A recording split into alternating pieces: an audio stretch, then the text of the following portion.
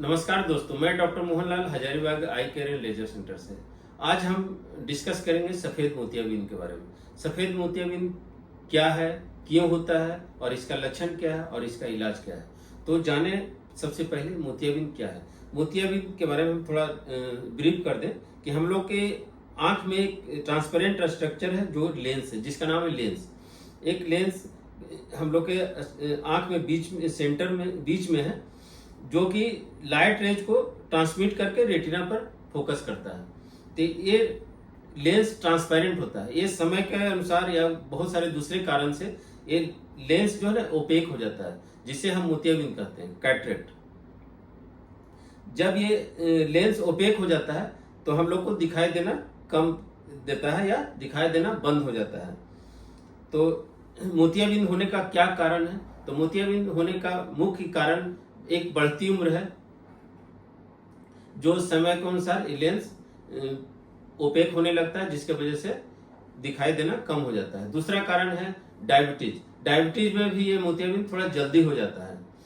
तीसरा कारण है चोट लगने की वजह से। कभी किसी से अगर कुछ फॉरेन बॉडी या किसी कारण से चोट आंख में लगी है, तभी मोतियाबिंद हो सकता है, जिसे हम लोग ट्रॉमेटिक कैटरेक्ट कहते हैं। तीसरा कारण है जन्म से कभी कभी जन्म से भी मोतियाबिंद हो जाता है, लेंस ओपेक हो जाता है, जिसे हम लोग कंजेनाइटल कैटरेक्ट कहते हैं। और भी कारण है, आंख में कुछ अपना बीमारी है जिसे यूवेटिस, जिसके चलते भी ये लेंस ओपेक हो जाता है, जिसे हम लोग कॉम्प्लिकेटेड कैटरेक्ट कहते हैं। और कुछ कुछ दवा है, जैसे स्टेरॉइड और भी कुछ मेडिसिन है, जिसका सेवन से ये लेंस ओपेक हो जाता है, जिसे हम लोग ड्रग इंड्यूस्ड कैटरेक्ट कहते हैं। अब इसका लक्षण क्या है? लक्षण है मोतियाबिंद में रोशनी धीरे धीरे कम होती है, मतलब प्रत्येक दिन कुछ रोशनी कम होती है। मरीज को कभी कभी पता नहीं चलता है कि मेरी रोशनी कम हो रही है, थोड़ा ज्यादा रोशनी कम होने के बाद पता चलता है कि हाँ, धुंधला दिखाई दे रहा है। धीरे धीरे रोशनी कम होती है। दूसरा ग्लेयर, रात में अगर गाड़ी चला रहे हैं तो सामने से अगर लाइट दे देता है तो उसमें आंख पर ज्यादा चमक आता है। कभी कभी मोतियाबिंद अगर सेंटर में ज्यादा है तो धूप में या तेज सूरज की रोशनी में बहुत धुंधला दिखाई देता है, लेकिन डीम लाइट में साफ दिखाई देता है।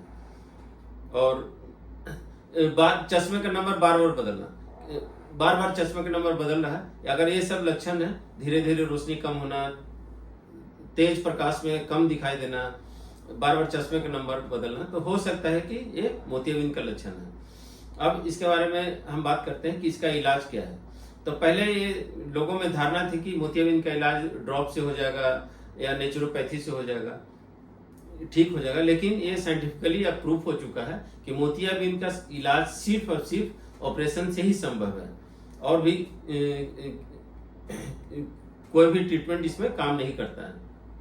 इनिशियल स्टेज में, जैसे मोतियाबिंद इनिशियल स्टेज में है, जब पका नहीं है, तो इनिशियल स्टेज में आप चश्मा से मैनेज कर सकते हैं। अगर चश्मा से साफ दिखाई दे रहा है तो आप चश्मा से काम चला सकते हो। वो भी प्रोफेशन पर डिपेंड करता है। अगर कोई प्रोफेशन किसी का सिर्फ घर में रहना है, ज्यादा दूर का रोशनी यूज नहीं करना है, ड्राइविंग नहीं करना है, सिर्फ घर में रहना है, तो इनिशियल स्टेज में वो मैनेज कर सकते हैं चश्मे से।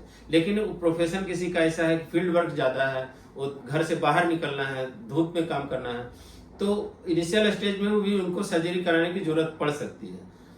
क्योंकि आजकल का प्रोफेशन ऐसा हो गया है कि वो हम हर प्रोफेशन में विजन का क्वालिटी बहुत अच्छा चाहिए। अगर आपका क्वालिटी ऑफ विजन अच्छा नहीं है तो हर काम में आपका मन नहीं लगेगा, आप काम से हैम्पर करेंगे। और इनिशियल स्टेज का ही हो गया कि आप चश्मे से मैनेज कर सकते हैं। अगर मोतियाबिंद पूरा पक गया है तो उसका कोई टाइमिंग नहीं है, आपको जल्द से जल्द ऑपरेशन का प्लानिंग करना पड़ेगा।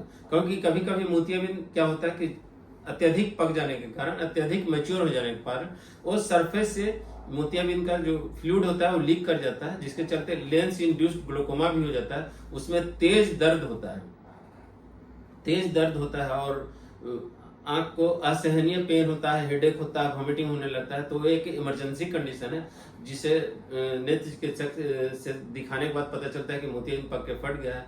जो नेत्र चिकित्सक तुरंत वो प्रेशर को कंट्रोल करके तुरंत सर्जरी प्लान करते हैं। अगर वैसा कंडीशन है तो उसमें सर्जरी में एकदम डिले नहीं करना चाहिए, तुरंत करवा लेना चाहिए अगर चिकित्सक के अनुसार। और सेम डे चाहते हैं चिकित्सक, सेम डे, नहीं तो 1-2 दिन मैनेज करने के बाद वो सर्जरी करा सकते हैं। अब बात करते हैं मोतियाबिंद का जो ऑपरेशन होता है वो उसका क्या मेथड है। सबसे पहले हम लोग जब लेंस का आविष्कार नहीं हुआ था तो उसमें इंट्राकैप्सुलर होता था, सिर्फ मोतियाबिंद निकाल करके एक चश्मा दे देते थे। अब तो लेंस का आविष्कार हो चुका है, इंट्राओकुलर लेंस जिसे कहते हैं। अब आंख के अंदर एक इंट्राओकुलर लेंस इम्प्लांट कर दिया जाता है जिससे विजुअल रिकवरी बहुत फास्ट होता है और मरीज को पहले की तरह 100% दिखाई देने लगता है। और सर्जरी में इतना टेक्नोलॉजी एडवांस हुआ है, अब तो सर्जरी फेको इमल्सिफिकेशन मेथड्स होता है जिसमें इंसिजन का साइज बहुत ही कम होता है, 2.2 मिलीमीटर और 2.8 मिलीमीटर का, जिसमें हीलिंग प्रोसेस बहुत फास्ट होता है और विजुअल रिकवरी भी बहुत फास्ट होता है। और इसमें जो पोस्ट ऑपरेटिव इंस्ट्रक्शन है, पोस्ट ऑपरेटिव जो परहेज वगैरह है वो बहुत काफी कम हो गया है। 8 से 10 दिन में वो सारे पोस्ट इंस्ट्रक्शन धीरे धीरे कम हो जाता है और 8 से 10 दिन में वो अपने नॉर्मल रूटीन वर्क में लौट सकते हैं। इसलिए ये सर्जरी बहुत सेफ है और विजुअल रिकवरी भी इसमें बहुत फास्ट है। और एक बात इंपॉर्टेंट बात बोलना चाहेंगे, जो एजेड पर्सन है कभी कभी समझते हैं, सोचते हैं कि धीरे कम दिखाई दे रहा है तो मोतियाबिंद होगा, डॉक्टर के पास जाएंगे, ऑपरेशन प्लान कर लेंगे। लेकिन जब वो चिकित्सक के पास पहुंचते हैं तो पता चलता है कि उनकी आंख में कुछ और बीमारी निकली और ग्लोकोमा हो सकता है या रेटिना संबंधी कोई बीमारी हो सकता है जिसका देर होने की वजह से इलाज संभव नहीं है।